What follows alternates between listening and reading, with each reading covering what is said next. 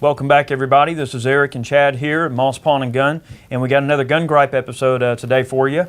Today's episode is going to be called Good Intentions. All right, and this is something we kind of chatted about briefly earlier and thinking like, well, dang, that'd make a good gun gripe. And good intentions, all right, basically what this means is someone, and of course this is related to firearms, so someone who wants to do the right thing, who has good intentions, but poor execution. So with every plan that you develop, whether it's a military maneuver or whether it's just going down the road to go get groceries and then come home, everything has a planning stage and then a preparation stage and then execution stage. All of these things, there's a process to making decisions that are important and decisions that just involve your everyday life. Yep. So what we're referring to is things that happen, like for instance, over here in DeKalb County, you know, we're here in Jonesboro, Georgia right now.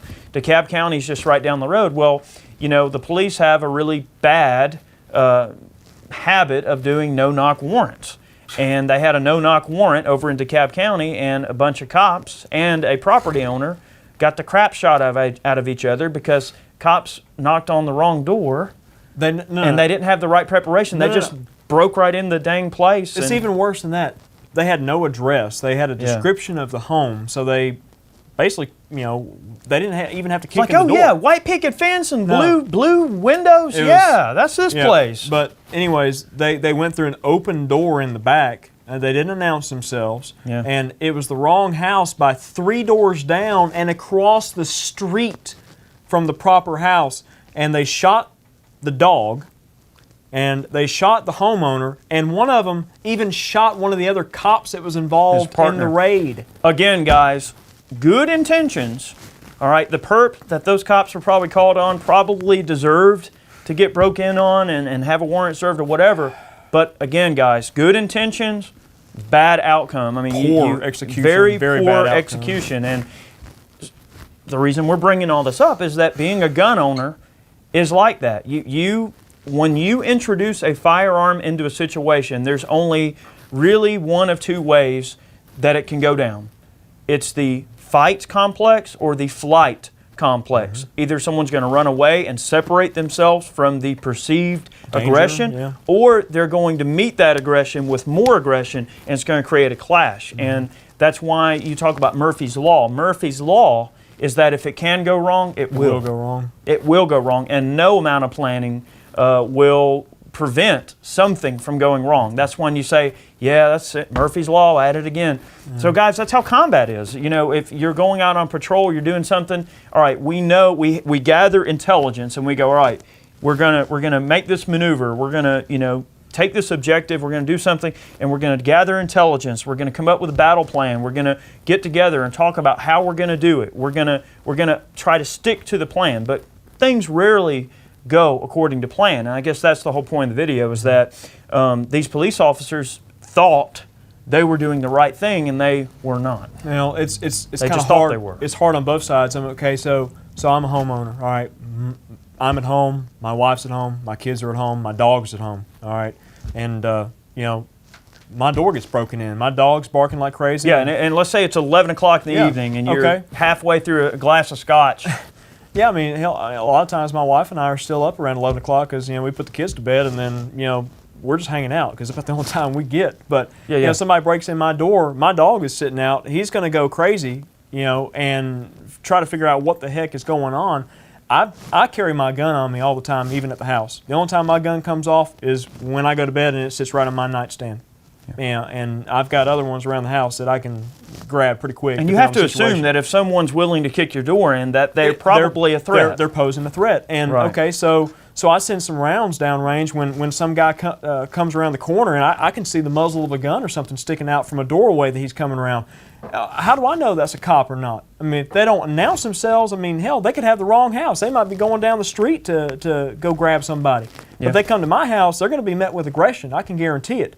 You know, yeah, but I mean, the bottom line is you don't know who that person is if they don't identify themselves. You know, and the cops don't either. That's my point. You know, I don't know who's breaking in my house. Yeah. If it's a cop or if it's a criminal just coming to rob me or rape my wife or whatever, I have no idea. Right. And they don't either. They think they're at the right house, so they're going to meet me with deadly force as well. Perhaps. Even if you don't. You know, that's the bad part about it. So. I mean, there's been so many incidents of that, and it's given, you know, law enforcement a really bad rap, and it should, because it is a very dangerous situation. Yeah, you know? no-knock warrants are a bad idea. No one has the right.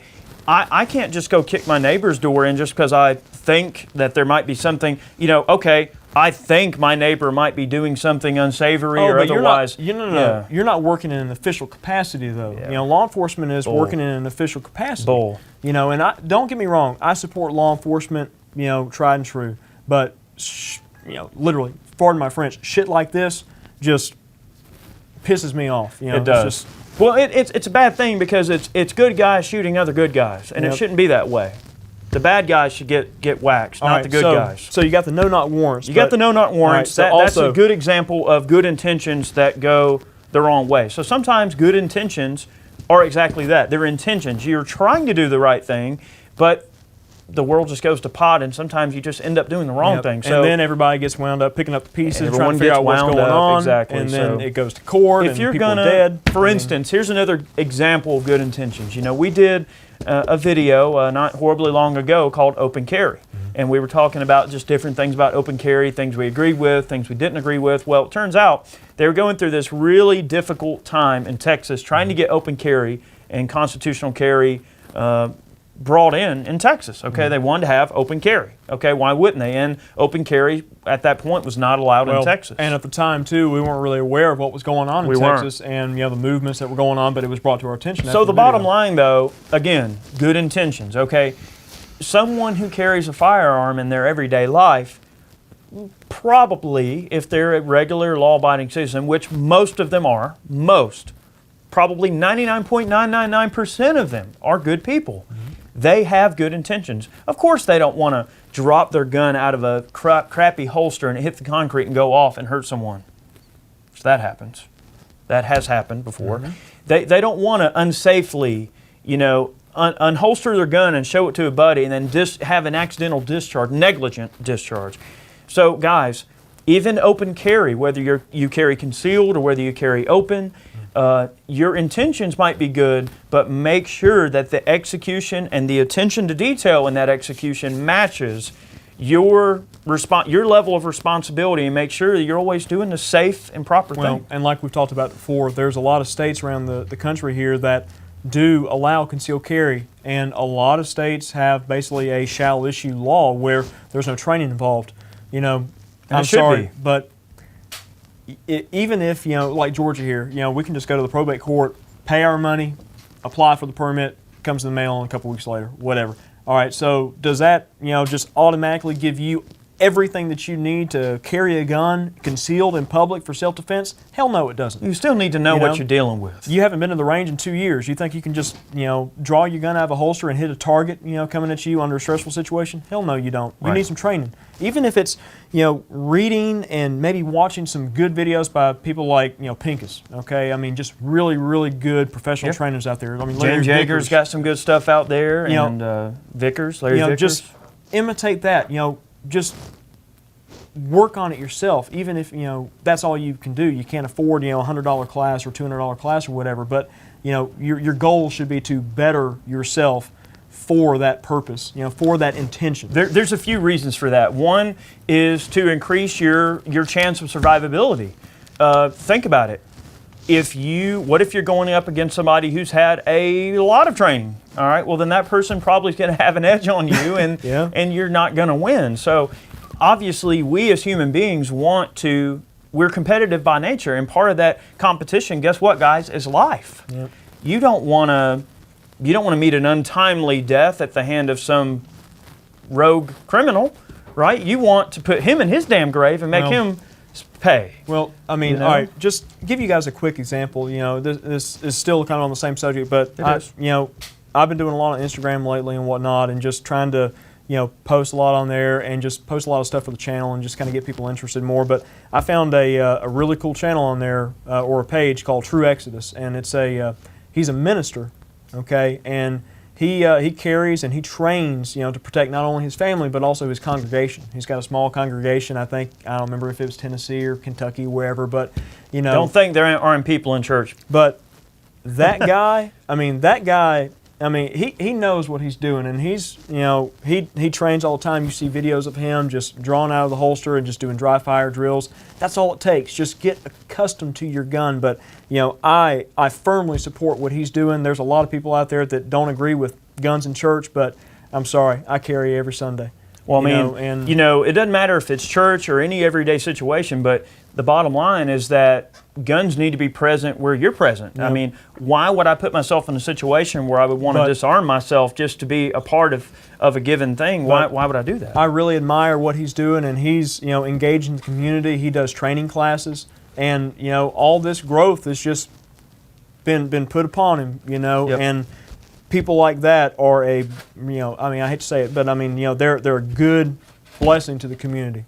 They really are. Well, I'll tell you, here's where training really comes full circle, okay? Whether it's to protect your congregation, if you're a church person or whatever, or everyday life.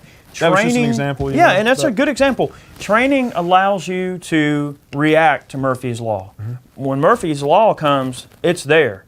And it's like, hey, guess what? Here I am. What are you going to do? So the training allows you to react to any situation that might be given to you so that you can take those good intentions that, okay, you want to carry every day, you want to be a responsible, contributing member of society, you want to carry your firearm. If there's some trouble, you want to meet that trouble and you want to deal with it. Okay, good. That's a good intention. But sometimes good intentions don't always equate to the training level of that person being able to react to a given situation. Okay, Murphy's Law is just nailing you with spitballs. And you're just, and you're having to react to something if you're not trained properly, or if you just haven't, getting that disposition of training level, or the training level you need. Okay, think about it. What about one-arm drills where you might be hurt? You might not have an arm that's usable, and you have to use one hand to load your gun and all that. Yeah, so chamber around. There's a lot of things that are training related that may not necessarily be related to this specific concept of this video, but good intentions are exactly that. For instance, there was a what was it, a photo or a news story where a 3%er? All right, tell me about that. All right, given the recent shootings and whatnot that have been going on, there was the recruitment center shooting recently, within the past few months, and servicemen were killed. All right, and all across the country, there were 3%ers or just people with good intentions going and standing guard at these facilities because the servicemen weren't allowed to carry in the facilities. And their whole attitude, which is a very positive and American attitude, is, well, I want my service members protected. If it means that me and my buddies have to stand out here with AR-15s, you let some jackleg come and mess with them, we're going to deal with it. That is a good intention. It's just like it's just like what happened in Ferguson. All the rioting, looting, and everything that was going on. There were people that were armed. And these are just private citizens trying to protect their businesses, or just people in the community coming forward to try to protect their community in general and protect each other. They're just not going to stand for that kind of activity going on. Well, I saw a photo, I think on Instagram or Facebook, one of a fella, standing outside of a recruitment center. And he's wearing shorts and a bright yellow or like a fuchsia green T-shirt, and he's carrying what appears to be an illegal AOW, which was an AR pistol with a SIG brace on it with a forward grip and vertical grip. Yeah, a vertical grip. Yeah, you can have an AFG, but vertical grip is a big no-no. Right. But the biggest thing, no sights on the gun whatsoever. No way of aiming the gun accurately. Okay, So good intentions, yeah. Okay, I'm gonna stand in front of this recruitment center and I'm going to protect, the people that protect me. All right, that's fine. Can you though? Poor execution, poor execution. Look, guys, here's the thing: you're going to put yourself in that situation. That's good intentions. The guy meant well, okay, and I can certainly appreciate that. Okay, if you are going to have intentions, have a way to back it up and execute it. If you're going to look mean, you're going to look the part, and you're going to be like, look, I am here to meet any aggression that these recruiters are going to go through. And I will give my life if I have to protect these people, to make a point. Yep. If you're gonna walk the walk, if you're gonna talk the talk, you have to walk the walk.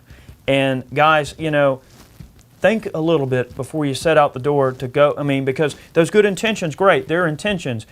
But what if, okay, let's just hypothetically here. What if somebody said, okay, that guy wants to be a hard ass. Guess what? I got my AK-47 here. I'm going to go and shoot the place up, see how big and bad he is now. Well, guess what? Now, there's Murphy's Law, spitballing you out of an AK-47. What are you going to do? What are you going to do? You don't have a gun with any sights on it. You've got to be able to actually play the part. Yeah, I mean, you can't go play soldier and be a soldier. You've got to be able to back up what you're claiming that you can do. The thing is, most people, you know, who saw that image, they probably didn't know what the hell was going on with it. They just thought, oh, that he's protecting that building. That's great. And he is. That's wonderful. And he is. But any gun owner out there just sees that and they just, yes. I mean, because, you know, sure, you don't judge a book by your cover, but people do. People do, though. That's just it. Yeah. And when you see something like that going on, it looks bad for the entire community. And look, we're definitely not saying that somebody should not be supportive of their recruiters, of their police. And I've said it in previous videos. I just said it in another gun gripe we just made, but I'll say it again. That if a police officer smart about yourself. Be smart about yourself. But look, if a police officer needs help, and I've got a way to help, and I feel like I'm going to be able to do it in a way that's not depriving someone of their liberty, and I'm not doing anything illegal, believe me, I will go to work if I have to protect the people that protect me. And the folks in uniform deserve respect. You don't have to respect their goals, what they do, the government that gives them their orders, but you have to respect the man behind the uniform. And you know, and that's the bottom line. You don't have to like them. Well, but you have to respect. The thing too, respect, you know, them. given a situation like that, you know, you got to be very careful as a private citizen in just normal clothing. Might be taken the wrong way. Again, good intentions turns right around on you. You know, you're running up at a cop, you know, trying to help him out or whatever. He don't know you're helping. He doesn't know you're helping, and he, you know, I mean, bad things can happen. But it's one of those things where, I mean, like, what do you do? You know, you've got to be able to assess and react to a situation quickly, and make the right decision and apply the proper tactics to get the job done without killing yourself or someone around you that don't need to be killed. And that's the bottom line now. Well, look, I just thought of another thing. You know, there are instances, I mean, one in particular I can think of good intentions, but not necessarily poor execution. It was very well executed, but the general like consensus of the community and whatnot was against the people that were trying to help. I mean, you know, like the 3%ers that went to Ferguson and they were sitting on rooftops, you know, just kind of keeping an eye on things. Local law enforcement didn't like that. You know, a lot of people around the area didn't like that. I don't know why either. If I was the boots on the ground and I knew that there was people that were armed and watching my back, I'd be like, more power to you. Yeah, go right ahead. But, you know, they pretty much ran them out and, you know, they left. They said, okay, fine, we'll leave. But they made it clear they didn't want the help, and then the 3%ers said, fine. Okay. Yeah, but then all the crap just kept on going on. It kind of dissipated for a little while, and then it just went back up. Oh, them people are gone. Oh, heck yeah. Let's get back to work. Back to work. I mean, back to the same old crap. You know, it's a slippery slope, guys. So the bottom line, what we're kind of wanting to push forth in this video is just be mindful of things that are going on. Be mindful of your preparations. You know, it's slippery, but don't ever brandish a firearm or point a firearm at something that you don't intend to destroy. Yep. Guys, if it comes down to a point where something's bad enough in your daily life that you have to draw a firearm and use it for whatever reason, then you're drawing it to use it. You don't point a gun at someone. It's not Hollywood. You don't shoot people in the leg. Yeah. You don't do all that mess. That's Hollywood crap. Well, you only deploy a firearm if you absolutely think that your life is about to end, and the only way to protect your life is to stop the aggression. Look, you're not shooting a person, you're stopping the aggression. When we do these videos, I always think of like little things that I've seen on social media and whatnot. Social media is a powerful, powerful tool, you know, for us and against us. there was speaking of brandishing, there was a little video that I saw, out there of a guy walking his dog or whatever, and a guy was sitting in a car or whatever, and he like yelled at him or something like that, and he turned and he brandished his firearm. He lifted his shirt up and showed his carry piece to the guy. He was like, "Hey, that's whoa." threatening too. I mean, okay, so a guy yells at you. Okay, well, assess the threat. I mean, what are you going to do? You're showing your gun like, hey, hey, check this out. Don't yell at me again. That's not really the right reaction. No, it's not. But it's very immature to do that.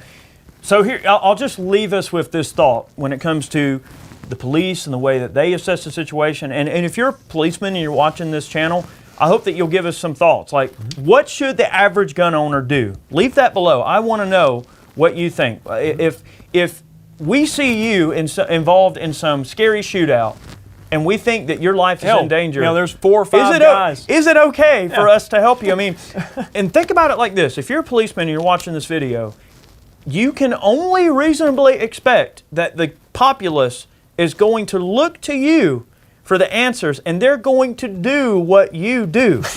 So if it's a zombie apocalypse and there's 2 burning police cars and 2 that aren't burning, and there's men with shotguns shooting zombies, then I'm going to assume that it's okay for me to get beside you and shoot the zombies. So the bottom line is you have to look at it that way. If somebody comes walking up and they're not threatening to you, they probably just want to help, and they probably just want to get in the shootout with you. Not against you. They want to be with you shooting towards whatever you're shooting at. So all I'm saying is if you're a cop and you're watching this, you might want to just keep that in mind. If you see some guy running up with a chest rig on and a Tavor, he probably wants to help. Yeah, I mean, chest rig and a Benelli M2 or whatever. I mean, I keep shotgun in my truck all the time, just for such situations that might arise. But again, I mean, the thing is you don't want to let those good intentions sour the situation. And again, it's Murphy's Law. Knowing when, like Sitting Bull. When Sitting Bull was a child, and into adulthood, Sitting Bull was known for knowing when to run and when to fight. He would only fight if the situation benefited him. Otherwise, he would flee. He saw no honor in running away from a fight because he knew he meant more to his troops being alive as a leader than dying making a foolish decision. So think about that in your everyday life. When Murphy's Law knocks on your door, when the execution and planning phase starts to come together and those good intentions start to, you have to cash that check. Be mindful that sometimes it's okay to back down if the situation is going to be made better by you backing down. Don't be afraid to run from a fight. Don't be afraid to remove yourself from a situation. Sometimes that might be the needed action. It's a choice between, protecting your family or whatever, or just being macho and running into a fight that really you could probably get away from. You could remove yourself from. I mean, what's the better action in that case? I mean, depending on the situation. The thing is in a highly stressful situation, and I've learned this firsthand, and I'm not going to talk about anything specific because it just doesn't matter, but I've learned that in a stressful situation, when seconds count, sometimes a split second to really think about something can make the next 30 seconds turn out a lot different. So don't be afraid to assess the situation and really think about it. I mean, I'm not saying write an essay on it before you make the decision and turn it in for draft or something, but analyze the entire situation. Don't psychoanalyze everything, but just that little voice that's in the back of your head, it's there. Okay, we all have it. Little angels on your shoulders or whatever it might be, a devil on one or angel on the other. We all have that conscience to us that tells us when something doesn't feel right or when something is right, when it isn't right. Just try to learn to hone that voice to help you make your decisions. If something don't feel right, it's probably not right. So that's all we're saying. And we all were born with instinct, and we just tend not to use it. So. Yeah, sometimes your instincts are right, sometimes they'll fail you, but more times than not, I think that if you just think about decisions that involve firearms, whether it's a shooting that you may potentially be involved with, or whatever the case, whatever it may be, even as simple as shooting a deer during hunting season, knowing what's beyond your target. If you miss the deer and the round skips through someone's house and kills an innocent person, guess what? Every bullet has a lawyer attached to it. Intentions are exactly that. My intentions might have been to kill the deer, but what happened was I shot low or whatever happened, my scope got bumped, it was off, the round dipped up and hurt somebody, collateral damage. So it's just guys, like the, always be mindful. Yeah, it's just like the accidents where hunters kill other hunters because they just had buck fever or whatever it was, and their mind played tricks on them. I mean, exactly. So I hope that we kind of came up with some thought-provoking ideas for you. We hope that you enjoyed this little chat that we had here. In case you guys don't know, Gun Gripes are basically a little video that we put together where we talk about things that happen in the 2A community, whether it's laws, whether it's kind of more philosophical videos like the one that we just made. Sometimes we just complain about crap. That's kind of how Barry and I started Gun Gripes early on. Sadly, Barry's not with us anymore, but Chad's kind of taken up the torch and has tried to help me, continue on with Gun Gripes. It's been hard to keep the Gun Gripes consistent. We used to post them about once every week. Now we're lucky if we can get one out about every 2 or 3 weeks. Well, also we used to be at the shop a lot more too, and yeah. So it's just production schedules and things like that. Just staying more busy with the channel just force us away. So. Well, if you guys like this concept, please let us know. I know some of you guys are a fan of Gun Gripes. Some of you guys watch every single episode, and we greatly appreciate that. Because believe me, I've gotten tons of emails. We're like, hey man, where's the gripes? Where's the gripes? More Gun Gripes. We do have more on the way. We promise we'll try to make them fun and interesting, and more importantly, thought-provoking. I mean, the whole idea, you want I want these types of videos to kind of make folks think about things that they're doing. I only want to improve what people are doing. I would never want someone to walk away from any of my videos going, well, dang, now I'm second-guessing myself doing that. No, don't second-guess yourself. But all we're saying is just think a little bit. Open your minds, and remember, neither Eric nor myself are experts in any of this. Gun Gripes, we talk about what we want to gripe about 5 minutes before we do it, if not shorter amount of time. Yeah, none of this stuff's rehearsed, guys. I always try to walk away from every single day learning something. Yeah. That's an important thing. My grandpa taught me that growing up. If you go to bed that night and you're thinking about everything that happened in your day and you didn't learn something, that's a problem. You need to learn something every day, even if it's trivial, because the way our minds are wired and the way we're wired as people and the way that we retain information, your mind is like this huge computer that goes, that's not important. Nope, that's not important. Yep, I'm just going to throw that in the shredder like, I don't need to remember that. But there are things that your mind every day remembers that it needs to know for the following day. It categorizes things. So always make sure your brain has something to put in that drawer and go, now that I'm keeping. That's important. Mm-hmm. So always learn something. So how about the wing velocity of an African sparrow? I wouldn't know that. Yeah. Monty Python. All right, anyway, guys, we appreciate you watching today's video. Tune in for more. Hopefully, we'll keep the Gun Gripes going as long as we can. And, if you guys watch them, we'll make them. Thanks for watching again. We'll catch you next time. Take it easy, guys.